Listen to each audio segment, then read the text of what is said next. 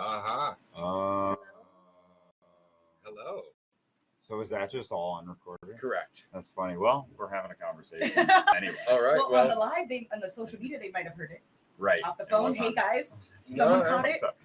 Looks like the a only great ones convo. who are- Absolutely. We really appreciate you being here. All right. Well, in that Oh case, my let's God. kick this off again. That's right. Andrew, take two. Run it back. Here Run it we back, go. DJ. Hello, and welcome to Season 6, Episode 37 of Dualistic Unity.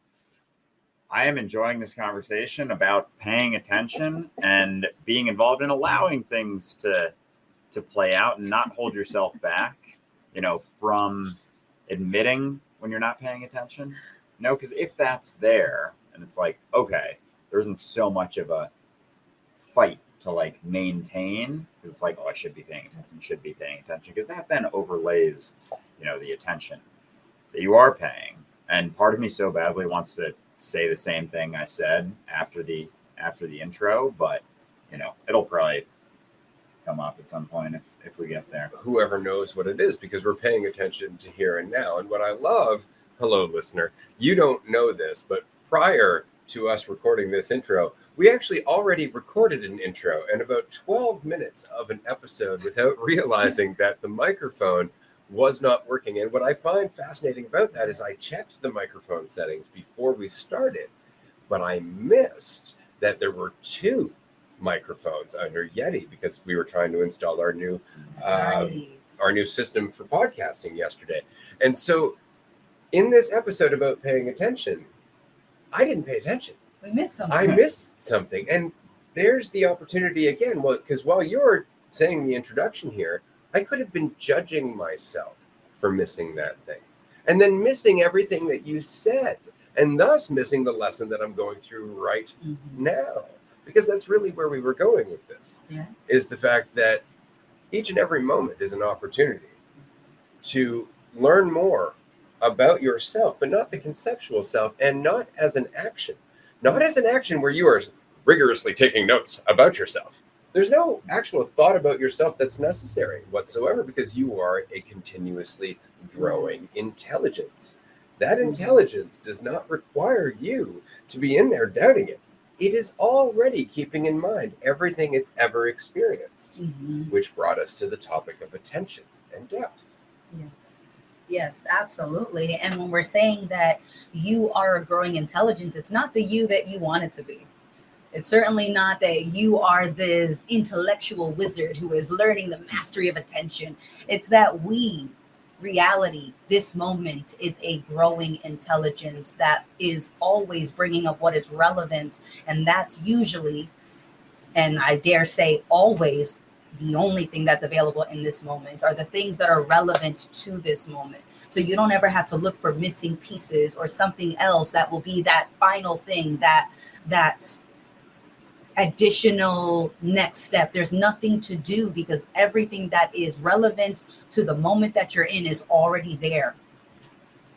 So when you're just paying attention to what's there, you're developing that sensitivity and you're making use of everything that's already relevant and available to you in this moment. So there's nothing else to look for and there's nothing else to do. But in paying attention, which is always an option, not a requirement, but it's always a choice you can take, that in and of itself is just ripe with potential and opportunity.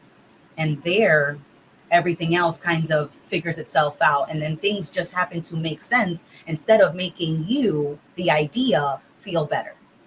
And that's that point of panic that we talked about early in the episode that was not recorded. That was a warm-up. Was that when you allow yourself to simply be the intelligence that you are, to continue on, understanding that you're always taking in information, you are always considering all of that information, whether you think you are or not. Right. That means that you're not going through the list of thoughts and doubts and fears about what could happen, what might happen, what did happen, and what it means about you all the time. So now all of a sudden there's this space. There is this space where you find yourself actually just sitting in a chair, rather than sitting in a chair on a trajectory to somewhere, rather than sitting in a chair to there that somehow hates you, rather than any of that, you're just sitting in a chair and there's a lovely space there. Yeah. But with that space, there is the lacking carrot and stick that we have so often used as a motivator and a driver to tackle things, to make decisions, to even try and convince ourselves that we could get through the next obstacle or challenge. We've always relied on that background thought, and that background thought always revolves around the idea of us, because there is no carrot and stick except to the idea of you. Right? Because if you really break it down to what you need as an organism outside of your idea of you, food, water, shelter, maybe, clean air, but these are actual needs, right? There's no carrot and stick involved there, except, well, if I don't do that, I might die or be cold, right? So those are actual physical, real things. But the rest of what we operate against is like fear of failure, fear of rejection, fear of being alone, fear of judgment, all of which revolve around the idea of us. So when you no longer believe that idea of you is you, then all of those carrots, all of those sticks start disappearing. And you end up in a big field with no carrots and sticks and nothing but options. And you really have to choose for you. And that can seem jarring because you're like, but if I make a choice and I go somewhere and I'm not thinking about it, anything can happen. Like, right. But everything you've ever been up until that point is going to be with you. It's just that you don't know that, which is why you keep going into thought, trying to think about how much you know and limiting it in the process. Oh, straight up. I felt like even just the last couple of days, like in interactions, in even just like getting back to people's text messages, like trying to go back to like, how do I normally respond to this? Like, how do I normally interact with this? But that's all based on habitual sort of responses. And it isn't that fresh and new sort of potential thing where it's just being expressed. It's just, responding, just having sensitivity, just taking, what you get out of the moment and having sensitivity and responding accordingly, not putting yourself first. Because I think that's maybe where it's been feeling different, is like, what do I normally say, as opposed to just responding in the moment. There isn't that like thing that you go through. It's just like, oh, I'm here responding. There is infinite potential. I could respond in any way, shape, or form. And it's just on me to respond. And it's not about anyone else or getting direction from anyone else, or even that sense of like, how you've normally done things. But it can feel like, that, like just not putting yourself first is selflessness, like, and making that your driver, not in the sense of a reason to feel, not to feel good about yourself, but just because there's space. So it's like, why not? I don't need anything. So why not just like do things? And it almost can feel like you're letting go of some sense of value in a way. Oh yeah. You absolutely are. You're letting go of the idea that your value is something that can be measured. Conceptual value is what's lost, not inherent. Might be one way to describe Straight it. up. Right? No, that's the thing. Like if you're really letting this go, you're recognizing that value was never a thing. That it is another illusion, like control, that we actually thought we could have or lose. It's just another illusion. It's ridiculous when you think about it. What is the value of a person? Like, well, when? Right. What's the value of life? That little thing. Like expressed throughout their whole life, immeasurable. Because I mean, how many ripples would come from that then other people can use, that other people can use, that other people can use? I mean, how do you even define value at that point if it's all potential, right? Even a life squandering your quote unquote value could inspire others. Yeah, and it does. So where's the value? Like, there's no way to measure that because it's all potential. You can't measure potential. And that's the point. We keep trying to make ourselves a definite, absolute point of value, when in fact we are potential. The only thing we can do is express it more or less. But that's what we are, is potential. So how do you think about potential? You can't, because it's potential. It's unknown.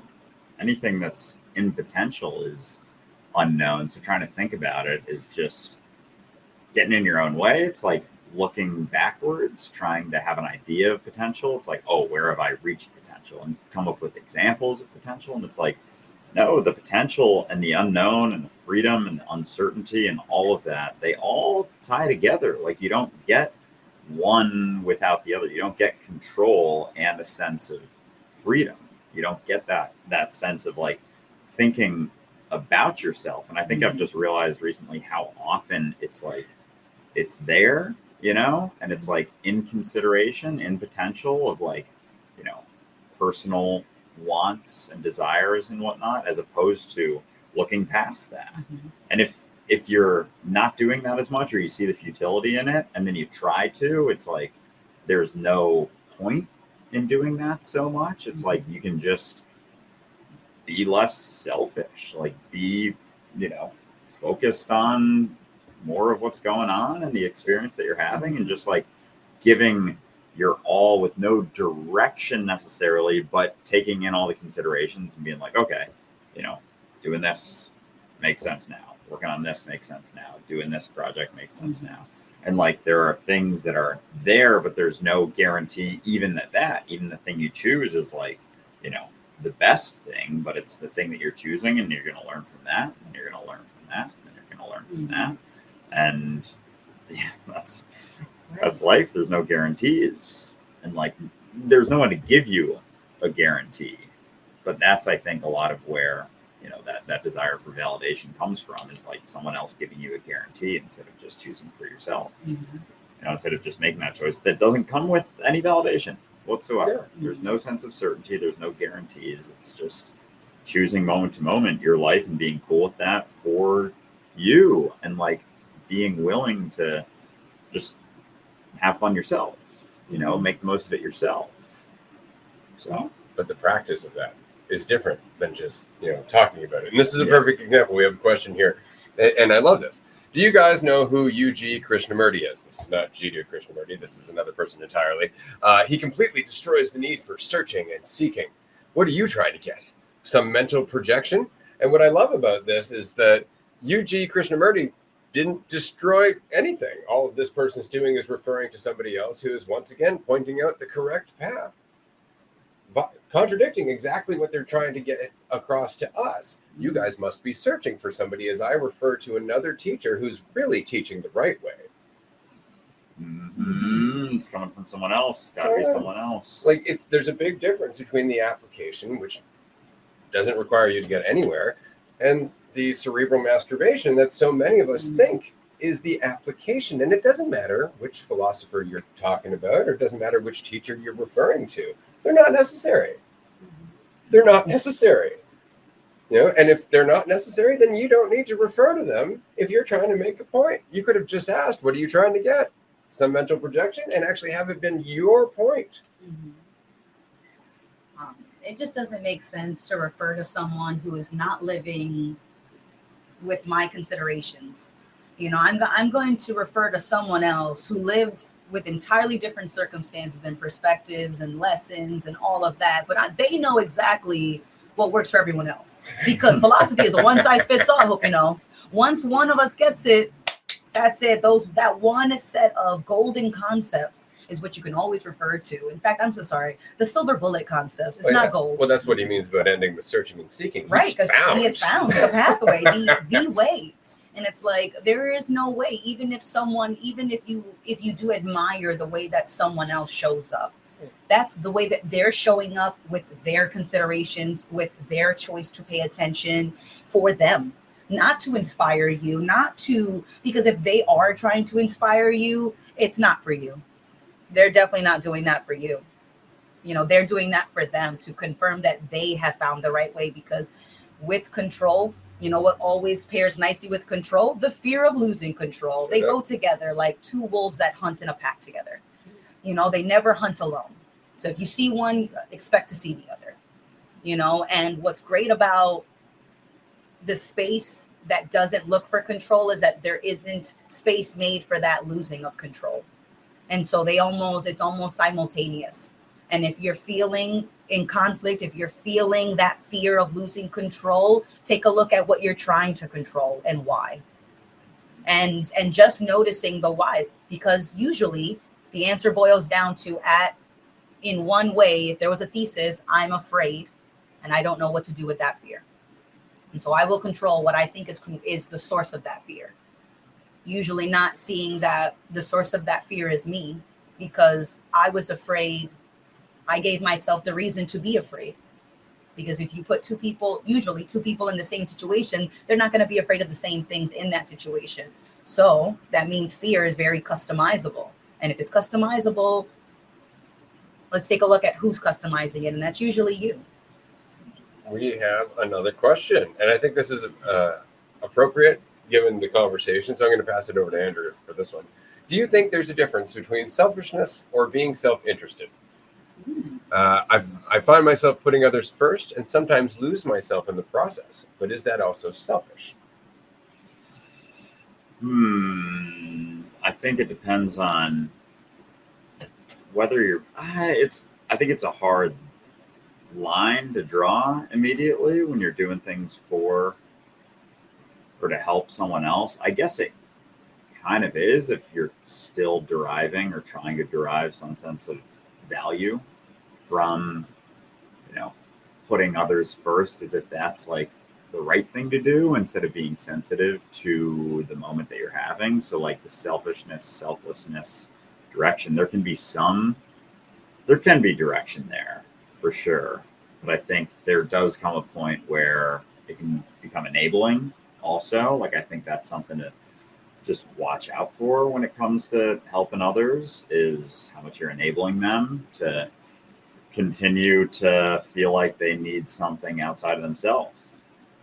Because if you're deriving some sense of value from feeling like you're giving that to someone, then that's not really fair to them. Like, that's hindering their own ability to grow.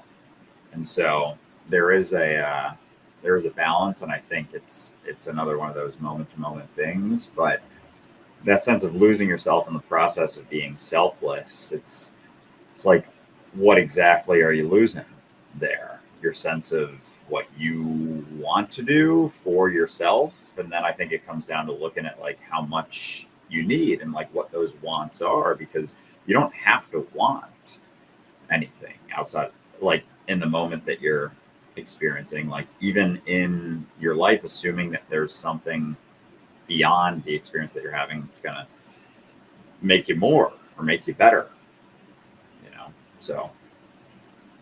It's a good answer. You said something there, and it made me think of something that's equally important, because you said you want to make sure you're not deriving value from making them feel better, from encouraging, their selfishness, right? You equally want to make sure you don't derive value from the opposite, that you don't derive value from teaching them a lesson, from being a source of insight for them. Like, you definitely don't want to derive. There's no value to be derived, I guess, is the point.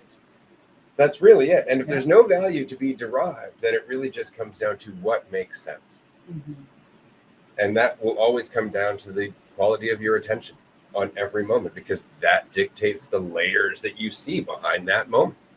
But the more you can just let go of the idea of any right thing, whether it's encouraging them to just express who they are right now, as divisive as it might be or not, or encouraging them to question that divisiveness. Either way, depending on the situation, depending on how they're feeling, how you're feeling, the time of day, the environment, the noise level in the back, the kind of fucking music that's playing, what kind of breakfast they had, all of that changes what the conversation is. There is no right path. There is no right path. Sometimes the best thing you can do for somebody when they are beating themselves up is just to go, I'm sorry, you're having a bad day. Sometimes the best thing you can do is just go, you're doing this to yourself. There's no way to tell. There's no way to tell. There is no right answer. Mm-hmm. The only answer that is ever going to be the right one is the one that you make. It's just the choices that you make. That is the right one. How right is not a measure. You can't question that. But how deep? That's the question I like to ask. How much depth does my choice have in this moment, as opposed to how right is it? And that depth is dependent on how much attention I'm paying to this moment. So this goes back to this question. Do you think there's a difference between selfishness or being self-interested? I find myself putting others first and sometimes lose myself in the process. And I would say bullshit. I would call that as bullshit because nobody ever puts others first. You're never putting others first. All you're doing is not putting yourself first. That's really it. You're just not, because it's for you. Like, oh, I put others first. Why? Well, for them. Bullshit. You put others first because you don't like feeling like a selfish bastard. So that's still for you. Yeah. That's still for you at the end of the day, right? But if you forget that, that's when you start to lose yourself. If you forget that you are deliberately not putting yourself first for your own choice, then eventually it starts becoming just people pleasing. Which is really just another way for me to say me pleasing. Exactly. I'm just It's pleasing just myself. another, exactly. And I'm using people as a means to that end. And then it comes back to this question, like, well, is that also selfish? So, like, am I doing the right thing? It's like you are still thinking about yourself. Your question kind of answers itself. Absolutely. So is there a difference between selflessness and being self-interested, or selfishness and being self-interested? Self-interested is really, you're still looking at the idea of yourself, unless you're looking at the reality of yourself. The reality of yourself is you here now. It's not something that has a value. It's not something that can be measured. It's not something that can be right or wrong. It's not better or worse. There's none of that. You're just here right now. Okay. That type of self-interest in this moment is called enthusiasm. Yeah. Right? It's enthusiasm in what you're doing at this present moment. Everything else is self-involvement in terms of it being the concept, the idea. But this is why these words suck. This is why the messenger is always a traitor, is because as soon as you mention self, depending on who you're talking to, they're going to go, oh, the idea of me, or, oh, yeah, me. And that's the problem. The very same word is interpreted in infinite different ways across the spectrum according to that person's commitment, that person's level of investment in that idea of themselves. And so the conversation doesn't go anywhere. The conversation doesn't communicate anything. Your presence does, though. The level of attention that you are here and now does, because then again, it comes down to your inflection, your tone, the way that you're standing, the way that you're making eye contact, or the way that you're not. All of that stuff goes into each and every moment of interaction, goes into each and every moment of relationship, and that has more sway than words ever will. Right? Because you're actually putting the attention into here and now, where there's potential. Yeah. And we have concepts that point to that when we say that, at least 70% of all communication is nonverbal. When you can feel the tension in the room, when you can feel someone's anxiety, when someone is not saying a single word and yet you feel the experience that they're having. We have concepts that point to this, and yet we just dismiss it like, oh, I can feel the tension, but that doesn't really mean what it's implying it means. We're not really connected. We're not really in sync with each other. I'm still my individual self. And then you settle there.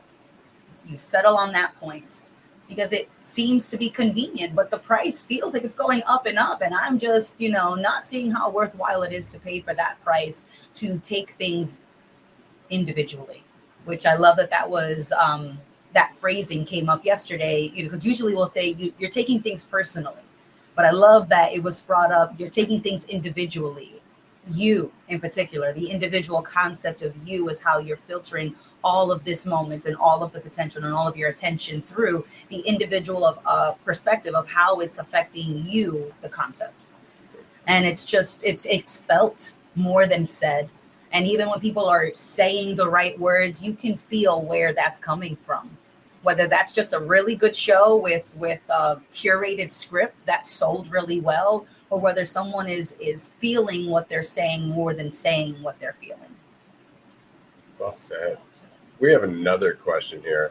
Can we ever really care for someone else, or are we only caring based on how we care for ourselves? Pushing that question further. As I find this question fascinating, because I would say that if you are asking about a specific person, then yeah, that's really based on how you can care for yourself. Like, because you wouldn't have that preference if it wasn't also about how you care for yourself. And what I mean here is that, like, a lot of times you'll have parents, for example, who instead of thinking what's best for the kid, they think what's best for them as a kid, right? What would they have wanted? And so their relationship with their kid really becomes a relationship with their childhood. and what they didn't get and how they're going to give that usually to the next kid. Absolutely. And so that is based on a specific person, right? Like there's a relationship with an individual. Same can be true for friends, where you're looking for friends that validate you, or, you know, or relationships where you're looking for relationships that kind of soothe all your insecurities, make you feel less unstable, you know, make you feel more wanted, you know, that kind of thing. So those relationships are almost always based on how you care for yourself. Because if it wasn't about how you care for yourself, then it wouldn't be about an individual person. It would be about everyone. See, that's kind of the question. You know, can you really care for someone else? Only if you're truly caring for everyone, right? Because we are all that. We are all those human beings. We are all those children that you were. We are all the same blank slate. We are all the same innocent fucking creatures. Like, if you're not acknowledging that across the fucking board, then it is still about you. It's still about you, because we're all of this. All of us are going through the exact same fucking human experience. And until we relate on that level, then we're just trying to self-soothe. We're really just looking for something that makes me feel better, makes me feel valuable, makes me feel less alone. That's really it. And you can't care about everyone until you let go of that.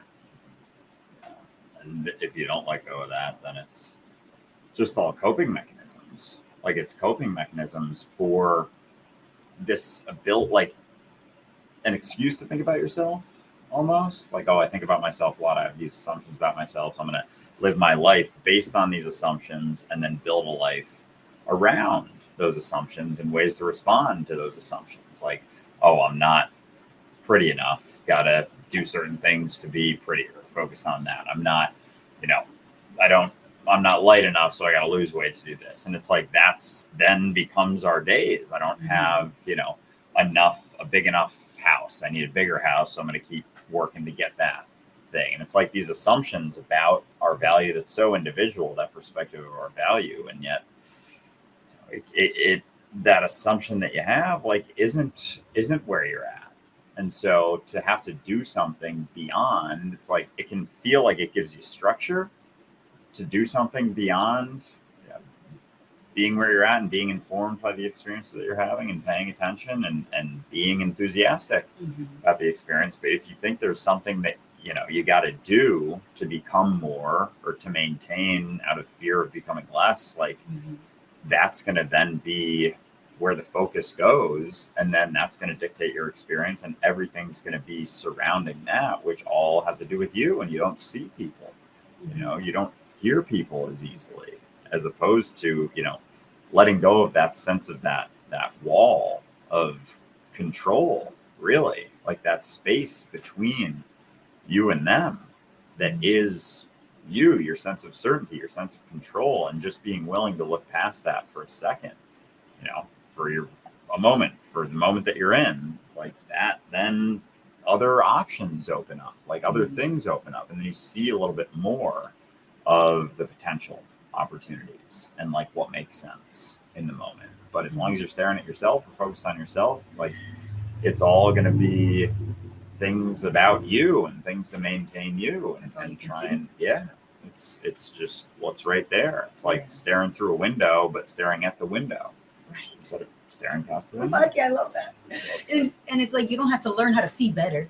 It's like, as soon as something is out of the way, you inherently inevitably you just see when there's nothing in the way. So you don't have to learn how to see better. You don't have to reason why you haven't seen. It's just, I'm trying to see, and why is it so hard to see? Damn, okay, let's take a look around. Something might be in the way, I wager. Maybe. Also, you know, and just being able even to consider that there might be something in the way, and that's why it's so hard to see, versus I'm not seeing well enough because I'm not good enough to see. I really enjoyed the imagery that you just created. You're looking at the window instead of looking through the window. And that's very much what we're doing with our thoughts about ourselves, because we can look through our thoughts to reality, where all of our thoughts are informing the depth of all of the things that could be perceived about the moment that we're in. But we don't look through them and allow them to inform us on the fly. We stare right at one that scares us, right? And that's pretty much it. We're staring at the scary basement window, guys. And so that's it. We're just like, oh, I don't like that. And we stare right at it instead of through it to what it's informing.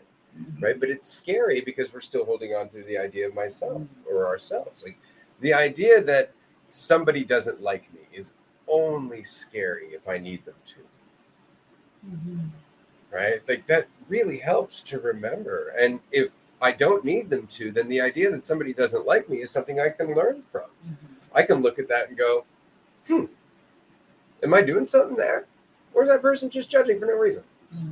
You know, and just honestly look at it. But if I'm afraid to do that because it tears me down, I'll never do that.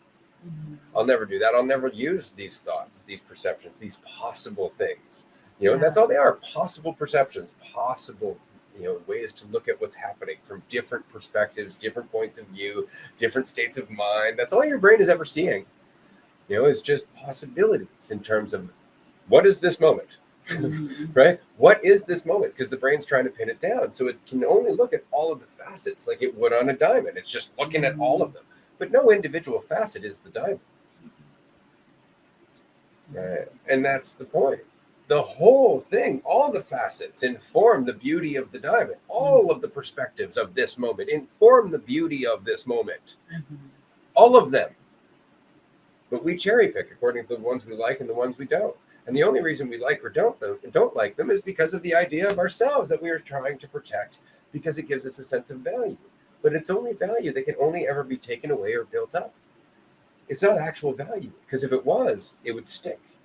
You could do one thing and that would be it. You'd be valuable forever. Flip one magical switch. Absolutely. According to everyone, too. Assume that, it must be the case if I have this perception of myself. It must be the case for everyone else. And it's like, it's a bunch of different perceptions out there. And so the one that you're staring at is just blinding. It can be comforting, but it's comforting like, the blanket that you put over your face without, being willing to see beyond that or take the blanket off. It's like, there's all of these things happening when you take that blanket off. And then you can actually be informed by all of those things. But if you're afraid of letting go or not feeling like, you have some guarantees or some certainty, it's going to feel more comfortable to try and keep staring at your sense of certainty, your sense of what things mean about you versus not, versus just being willing to, be informed by things. And like, if that sense of, taking the blanket off is frightening, it's like the things that you see will be frightening. Like it's your response so often to that experience of just like uncertainty, because then it's like, whoa, anything. And that's usually when, certain fears can pop up. But then it's like, if you're not afraid, then there's just a ton of crazy, cool potentials, and opportunities to do things that you can choose without any idea of, where it's going to go or what it's going to mean. But, you can choose them. And a lot of them are informed based on, just the response that you're having or the assumptions that you're making or the, stories you're telling yourself. What priority are you making? And that usually is reflected impeccably in the moments that you're in. So it's like, I'm not really loving the ripple that I'm riding. It's like, okay, well, what's the priority of this moment? Is it me, the individual, that I'm prioritizing? Is that, am I staring at the window pane? Is that the priority, or is everything else this priority? And usually what we do choose is the structure, because the structure implies a guaranteed result. And then we choose that structure over and over, and we're just hoping for that result. And yet it never comes, and we keep investing in the structure instead of trying sensitivity and faith and trusting ourselves to not need the structure, right? So the example that comes to mind is driving to work. I would drive to work on the same path every single day. And I would assume that was my structure. That was the structure of my Monday through Friday. And it must always be the same. And then I got pulled over, relied on the structure, did not get the expected result, right? And it was because I was paying so much to the structure and having no sensitivity to what was happening, because I had a guaranteed result, because I had a structure that I was relying on. And that was the choice. And then I got the ticket and I was like, okay, well, what were we prioritizing? The image of me at work. I didn't want to disrupt the image of a good employee. And so I was rushing to get to work because I wanted to maintain that image. My priority in that moment wasn't reality, wasn't that moment. It was maintaining this image that I thought I had curated at work. There we go. Just by noticing that, we have yet to get another speeding ticket for driving to work. Pretty much it. You know, and that was just one example of how I used a structure to forego sensitivity, and how that ripple I had to ride, I didn't like it. And then I got to see where that ripple came from, what I was prioritizing. It wasn't actually my experience. It was just the image. And the price to maintain that image was too damn high. So I stopped wanting to pay it. Oh yeah, I went through the same similar thing, structures with food and nutrition stuff for sure, like big time, like having some calorie goal at the end of the day, and like whether I was hungry at the end of the day, whether I was full at the end of the day, like I was hitting that number. It had nothing to do with how I was feeling. It had nothing to do with my sensitivity to the moment. It was just, you know, that's what I'm doing because my priority was how I looked. You know, was I trying to build muscle, cut, blah, blah, blah, blah, blah, all those things. That was the priority. Yeah, exactly. As opposed to being just sensitive to my body. And I would, you know, weigh myself every single day, make sure that it was like, you know, had a response, not take it too seriously, but still like every day. Well, you weren't paying attention to your, I felt like you told me about like a nerve in like your arm that you weren't paying attention to. Oh yeah, you were just I had like a tendon hurting down my chest into my arm that was like just always bothering me, and it was like just blew right through that. Yeah. That doesn't matter. Yeah.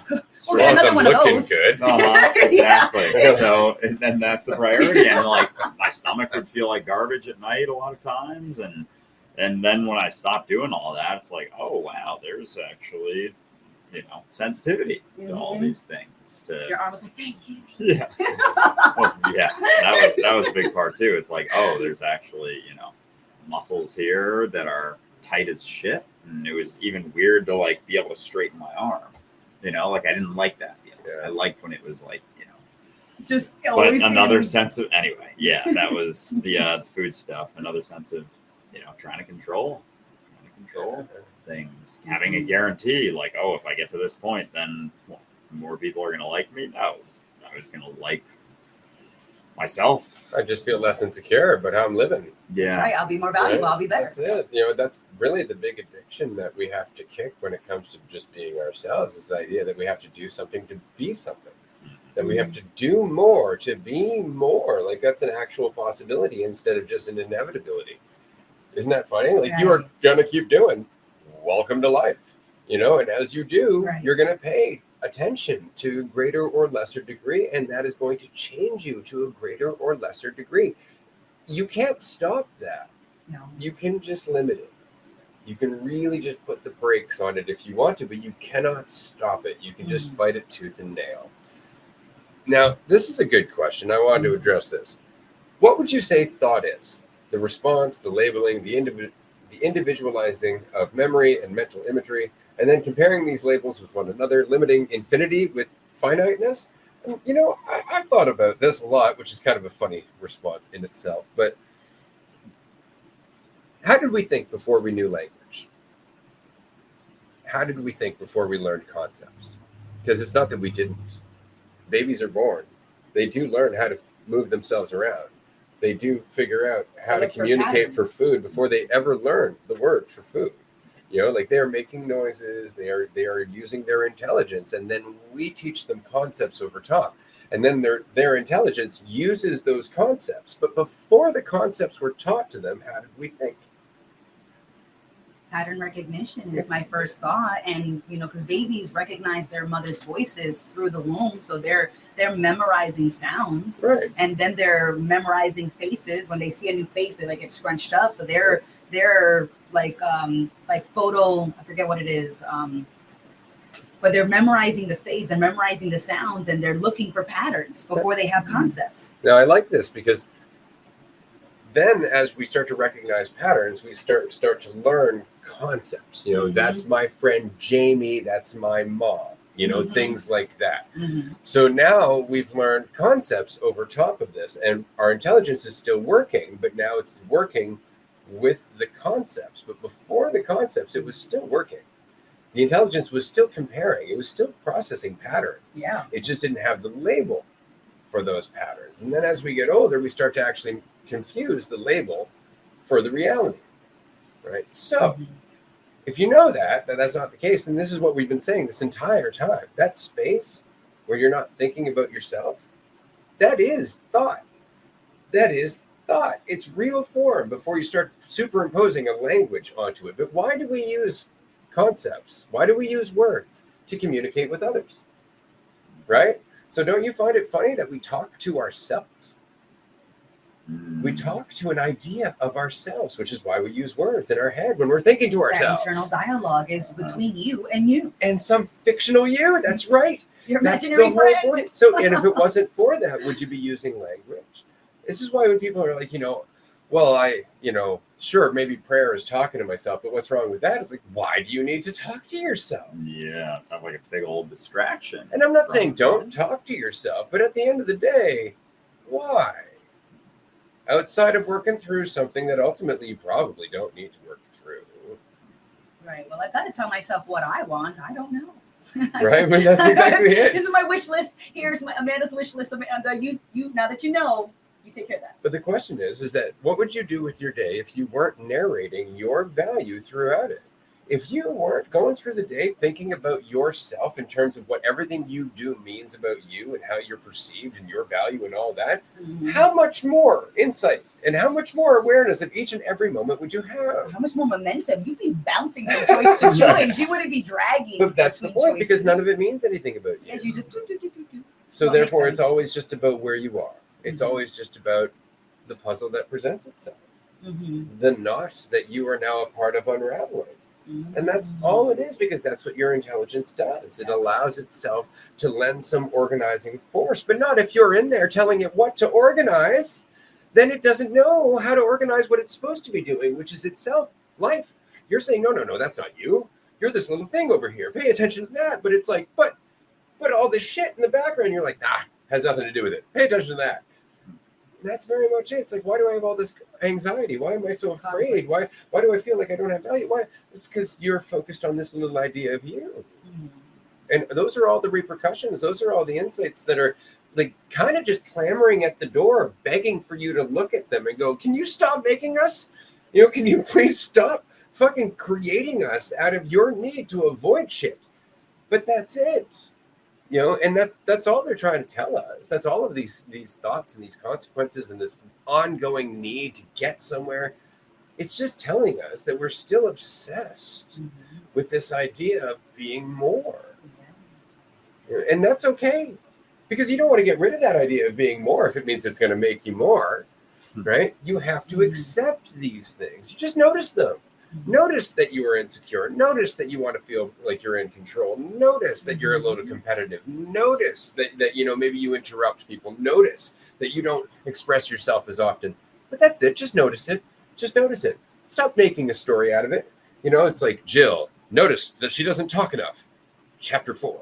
Now Jill has to do this to talk more. It's like, or now Jill she talks 100 words per minute. Right? Yeah, she's got to read these 7 books and go through these courses and learn all these things. Instead of just noticing it, and in noticing it, you can reassess your life. Isn't that funny? It's like, wow, I'm not really talking a lot today. Do I care? No, and like, do I? Yeah, maybe I'd want to talk a little bit more, because I did have some stuff in my mind I didn't feel like I could express. That's all you need. Next time, you're going to talk a little more, because you have reassessed and decided that's valuable. But it's that your priority changes over time. Your priorities change over time, and that changes your decisions. It changes the thoughts that you invest in, right? But that's how that happens, is by going through things and then reassessing. Yeah. Right? Based on what you're going through. It's like, I think control is going to work for me. Ow, ow, ow, ow. This time it maybe will. I'll reassess this time, like just. This time we'll make it work. This time the control will pay out. And it's just what are you're always paying attention to something. So it's like, what is it? Is it going to be your guarantees, or just what's happening and not being in conflict with what's happening? So you're walking down the street, you see someone juggling a bunch of stuff, you're on your way to doing something, they drop something. In that moment, you can decide, pick it up, like nothing happens and move about your day, not pick it up and keep going like nothing and move about your day. But picking it up doesn't mean that you're a better, more considerate person, in the same way that not picking it up doesn't mean that you're an asshole. Yeah. So it's just like choose something and the moment continues. Oh yeah. So What just I make love about that choices. specifically, I love the fact that, let's say that you're in that situation and you've got two different people. One makes one choice, one makes the other choice. Mhm. More likely, the person who's going to stop to pick that up is somebody who has dropped something themselves, Right. right? And nobody was there to help them, or remember, somebody was there to help them. Yeah. They went through that experience and like, that sucked. Now they walk by, they see that happen, empathy. Yes. Because they can remember themselves being in that situation, because you are bringing everything you've ever went through into every moment. Yeah. Your brain is always recontextualizing, and that is changing your priority. Mhm. You know, it's not something you need to do. Just keep going and paying attention. Mhm. You know, before you know it, what you're really paying attention to is empathy.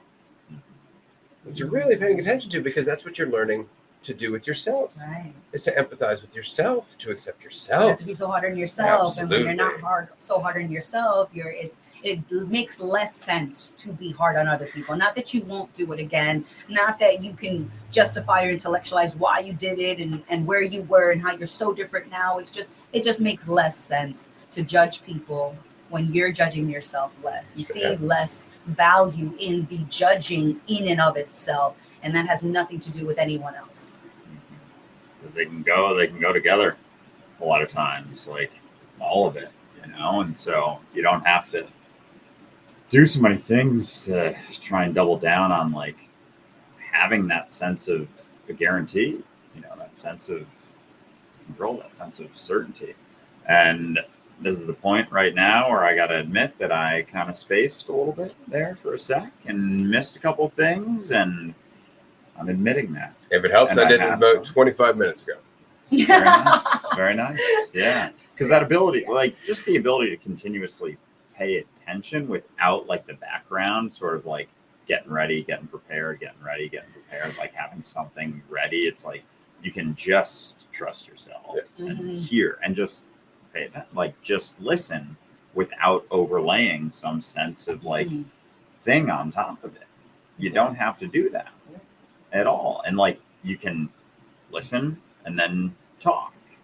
And that spot where it's like you're used to thoughts fluttering around as things are going on, as opposed to like not so much, like it being just what you're hearing. It's not like this two things happening, like the thoughts that then you can pull from. It's just having the space and then just expressing. But there can be that sense of like, oh, well, these are, you know, my thoughts, and like my thoughts aren't like I'm just expressing, but that's authenticity. Like that's expression. That's where sensitivity is. And it can almost feel like, you know, there isn't as much ability to be sensitive or empathetic even, but that's if, you know, you feel that space and then you run towards thinking about yourself or try to think about yourself, you know, an attempt to think about yourself. Like even this morning, I was like, how do I think about myself again? You know, like how do I come up with, and it's like, it's not necessary. It's always been fluctuating, but it's just that sense of it informs your, you know, personal sense of like, well, I want to do this now, instead of being informed by things, instead of being sensitive, instead of being empathetic. And so you can't do both. If you're focused on yourself, if you're staring at the window, it's really, really hard to be empathetic, to be sympathetic, to be sensitive to the experience that you're having if you keep staring at it. So of course those things aren't going to be there if you're trying to define yourself and measure yourself and focus on yourself. And then if you can look past it, it's like there's a lot of other options there. There are other things to do. So. Absolutely. Well, I just want to admit, I'm really glad there's the two of you there, because you guys balance out when I check out. And I'm like, yeah, that's right. You paid attention, or you paid attention to something he said. I'm like, that's right. I did pay attention. Technically. But it's like, but that is what's always happening, is that attention is feeling like it's being paid and not. And there's space for everything. And so it's not taking it seriously when you are paying attention. Like, that's right. I'm a quality attention payer. I do it all the time. My success rate is 90% of the time I am paying 100% of attention, you know? And in the same way that it means nothing about you when you're not paying, it's like, oh my God, I'm a piece of shit. I wasn't paying attention. they'll never want to be friends with me again. And we do these extremes, and it reminds me of being like a teenager, and it was like everything was life or death. Oh no, I didn't remember Jessica's birthday. She'll never talk to me again. Like, we put so much pressure on ourselves, and it's like, deep breath, take a deep breath. Things are not as drastic as we feel, and there is going to be examples and experiences that are going to be all over the spectrum, and it's just not judging any point, where you just get to dance through the moments. And during our Patreon call yesterday, a beautiful analogy was created about, being the beach. You are the beach in this analogy, and life and potential is a river, and people are flowing down that river. And sometimes we spend our time in the river trying to convince people to come to the beach. But when you are on the beach, is where I wanted to take that analogy. It's almost like relevant information washes up onto your shore like a message in a bottle. And so you don't have to look in the ocean, or you don't have to swim in the river looking for relevant information. Everything that makes sense usually just washes up to your shore. And then you're like, all right, I was thinking about building a hut. All of a sudden there's a memory of building a treehouse in childhood. That's great. And it's just there. And then it just makes sense. And you're like, okay, do we still feel like building the hut? I think we do. We'll give that a whirl. And you just move forward despite not knowing if you're going to make a great one, if anyone's going to visit, are you going to share it? Is it going to be warm enough? It's like all these things have nothing to do with the choice in that moment, because all those questions that you're usually asking are about the theirs. But there has nothing really to do with here. And so it's so tempting, because all those thoughts are like, hey, pay attention to me. I'm panicking over here. And you can. But you can also just treat those thoughts like the drunk friend at the bar. They're there. You're not going to leave the bar, but you don't have to give them so much listening attention. And you could just, and just by saying like, yeah, that's there, you almost effortlessly pay attention to something else. You don't have to decide, I'm never going to listen to that friend again. I'm never going to pick up those bottles. It's just by deciding to pay attention to something else, it automatically takes away attention from what you were spending it on. Yeah. And I think that's the point I'd like to wrap up this episode on, because I think it's really tempting to think of it as I was paying attention versus I wasn't paying attention, which is an impossibility, because you are, at the end of the day, the experience of attention. It's just that your attention is on something rather than active and general. And what I mean is, it's the difference between standing in a field where you can see the whole field and you have to pay attention to all of it, versus sticking your head in a box. If you stick your head in a box, you are still paying 100% of your attention to what you can see and experience. It's just the box. Yeah. Whereas if you take the box away, now your attention can take in a much larger environment. And that's what I'm saying. It's not that you're not paying attention. What are you paying attention to? And if you find yourself paying attention to the fiction of you, are you paying attention to the fact that you're paying attention to the fiction of you? Are you paying attention to the fact that you stuck your head in a box? Because if you notice it, you'll take your head out. And that's when your attention goes back to being wider and more generalized and actively engaged with reality as a whole. But it's just that, just pay attention. It's never that you're not paying attention. It's just sometimes you're paying attention to a fiction that you're still invested in. Pay attention. The consequences are indicating something about that. The frustration, the disappointment, the ongoing need to get somewhere, all of that consequence you're experiencing here and now is a result of your attention on the box. That's it. Just notice your head's in a box. It starts to make sense real quick that you should take the box off. And that's it. That's when your priorities change. It's really not complicated. It's just a result of keep going, keep paying attention, cut yourself a little slack here and there, and remember the difference between the idea of you and the experience of you. But that said, this has been a hell of an episode. I'm going to pass it over to my two partners, friends, co-hosts, and other versions of me to wrap this episode up. But I just wanted to say very quickly to everyone, thank you so much for joining us today. Even if you did experience that first 12 minutes of silent episode that did not get released, it was a good one. I promise you, we did get back into a lot of that stuff afterwards. Also, our Port Alberni Port Alberni Retreat tickets are now available publicly on the website. If you would like to come to our Port Alberni Retreat between November 2nd and 10th, go to dualisticunity.com, click in the events navigation bar, and you will see the retreat in Port Alberni for November. You can find all the information there. We would love for you to join us. Yeah, looking forward to that. There's going to be lots of things going on that week. We got some whale watching. We got Dennis on the guitar. Yes. We got a chef in process. We might All also sorts of see things. a few members of Fidelium. Possibly, yes.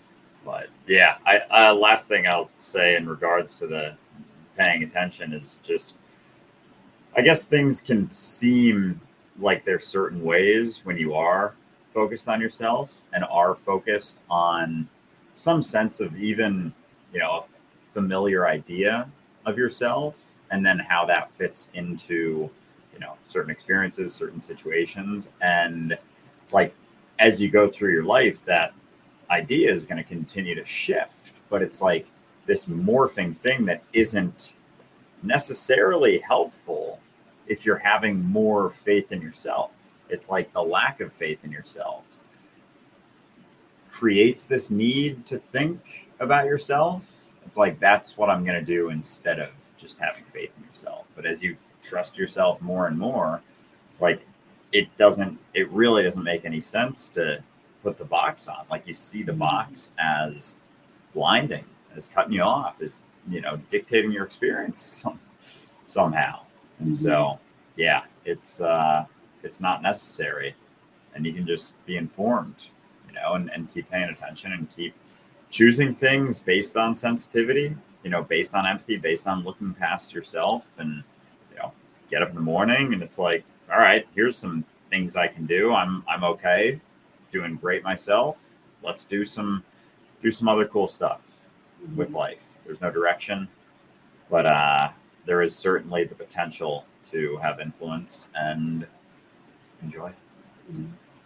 Absolutely. And I just wanted to bring it back to something else that's happening right now, which is the People's Podcast Awards, which is happening right now. And one cool thing that I think is cool is that you can help us out. Take us a couple minutes. And if you enjoy this conversation, vote for us in the People's Podcast Awards. And we'll see you around for the next chat. Thank you for joining us, everyone. That's right. That's podcastawards.com. You can go. It takes 2 or 3 minutes to register. And we are currently in 6 categories, including health, leisure, religion and spirituality, best male hosted podcast, society, and the People's Choice Awards. Yes. So if you can vote for us, we'd very much appreciate it. We have a question here. Do you have any plans to travel to Germany soon? We were actually just in the Netherlands in November, but if you would like to know what our upcoming plans will be, we're going to release them on Patreon in August. We highly recommend you join us there because we do group chats 5 days a week. But that's it for today, everyone. Thanks so much for joining us. We'll talk to you soon.